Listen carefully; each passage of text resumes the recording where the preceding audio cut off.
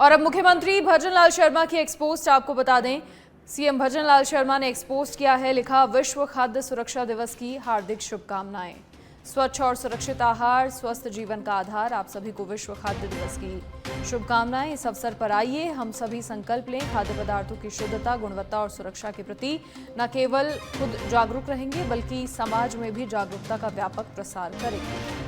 तो खाद्य सुरक्षा दिवस पर सीएम भजनलाल शर्मा ने एक्सपोज के माध्यम से बधाई दी है और कहा कि स्वच्छ और सुरक्षित आहार जरूरी है और इसीलिए न स्वयं जागरूक रहेंगे बल्कि लोगों को भी जागरूक करेंगे शुद्धता, गुणवत्ता और सुरक्षा के प्रति।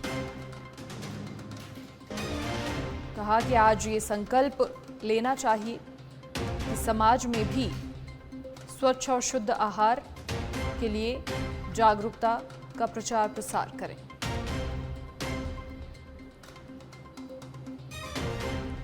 सीएम भजनलाल शर्मा ने एक्सपोस्ट के माध्यम से खाद्य सुरक्षा दिवस की शुभकामनाएं दी हैं और अपील की है सभी से कि इसके लिए जागरूक रहें।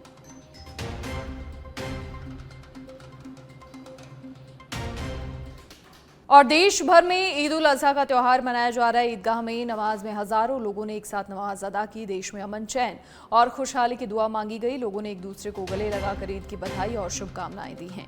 बड़ी खबर, बड़ी जानकारी। ईदगाह में नमाज में हजारों लोगों ने एक साथ नमाज अदा की है। आज ईद उल अजहा का त्यौहार देश भर में मनाया जा रहा है। देश में अमन, चैन और खुशहाली की दुआ मांगी जा रही है। लोगों ने एक दूसरे को गले लगाकर ईद की बधाइयां दी हैं, शुभकामनाएं दी हैं। और जयपुर में भी ईद उल अजहा पर मस्जिदों में नमाज अदा की गई और यहाँ ईदगाह में नमाज में हजारों लोगों ने एक साथ नमाज अदा की और देश में अमन, चैन और खुशहाली की दुआ मांगी है। एक दूसरे को गले लगकर ईद की बधाइयां दी हैं। देश भर में आज ईद उल अजहा का त्यौहार मनाया जा रहा है। जयपुर में भी बड़ी संख्या में मस्जिदों में मुस्लिम भाई बहनों ने ईद की नमाज अदा की है। साथ ही देश में अमन, चैन और खुशहाली की कामना की है। एक दूसरे को गले लगाकर लोगों ने ईद की बधाइयां दी। खबर दौसा के सिकराय से है, जहां नगर पालिका क्षेत्र सिकराय में 11,000 वोल्ट की विद्युत लाइन नीम के पेड़ की टहनियों से सटकर गुजर रही है, जिससे कभी भी कोई भी बड़ा हादसा हो सकता है। स्थानीय लोगों ने कहा कि बारिश की हल्की बूंदाबांदी के बाद ही तारों से चिंगारी उठने लगती है और करंट का खतरा बढ़ जाता है। ये लाइन एक आवासीय क्षेत्र से होकर गुजर रही है। ऐसे में बिजली का करंट पेड़ के माध्यम से घर तक पहुंचने की आशंका बनी रहती है। इस संबंध में मोहल्ले वासियों ने कई बार बिजली विभाग को लिखित में शिकायत दी है और तारों को ऊंचा करने के लिए नया पोल लगाने की भी मांग की है, लेकिन विभागीय अधिकारियों ने अब तक इस ओर कोई ध्यान नहीं दिया है।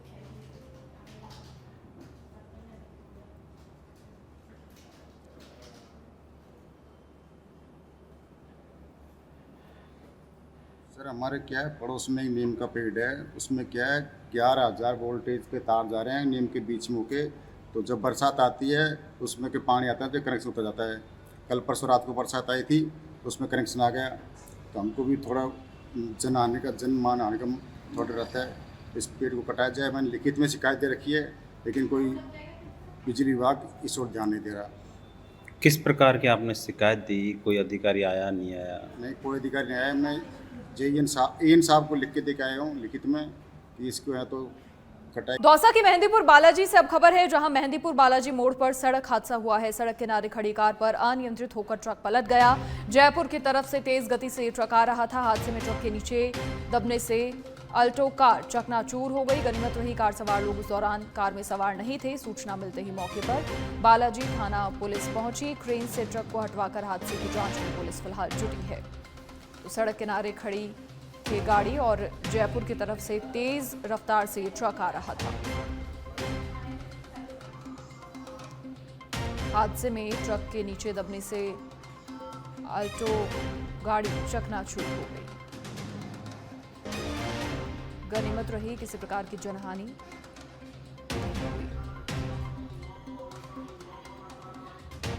बाड़मेर के शिव थाना क्षेत्र में बोलेरो कैंपर गाड़ी में सवार होकर आए लोगों ने फॉर्च्यूनर गाड़ी पर जानलेवा हमला कर दिया और हादसे में 2 लोगों के साथ गंभीर रूप से मारपीट की। मामले में पुलिस ने 3 आरोपियों को गिरफ्तार करने में सफलता हासिल की है। पुलिस ने तीनों आरोपियों को ओंडो कस्बे में पैदल घुमाकर परेड करवाई और साथ ही फरार चल रहे सभी आरोपियों को गिरफ्तार कर उनके खिलाफ सख्त कानूनी कार्रवाई होगी।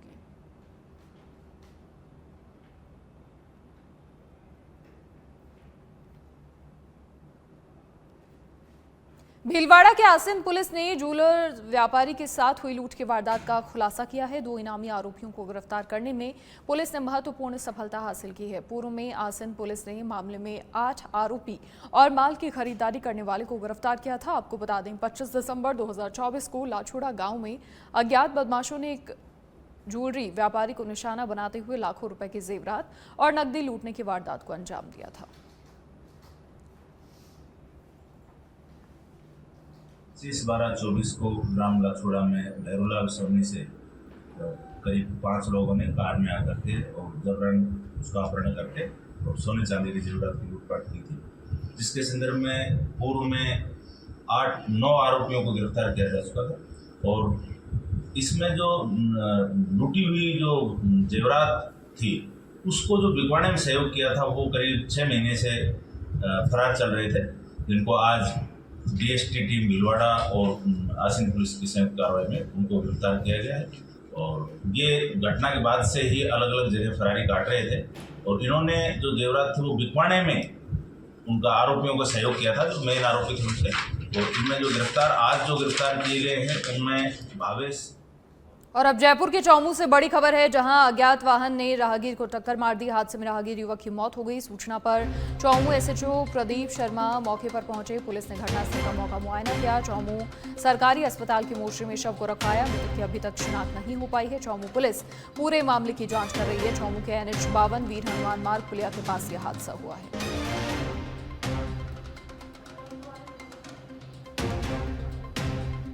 और भरतपुर के रुदावल से अब खबर है, जहां बजरी से भरे डंपर की टक्कर से युवक की मौत हो गई। टक्कर से निभेरा निवासी कला ठाकुर की मौत हुई है। मौके पर रुदावल थाना पुलिस पहुंची। भरतपुर के रुदावल से खबर, जहां बजरी से भरे डंपर की टक्कर से युवक की मौत हो गई।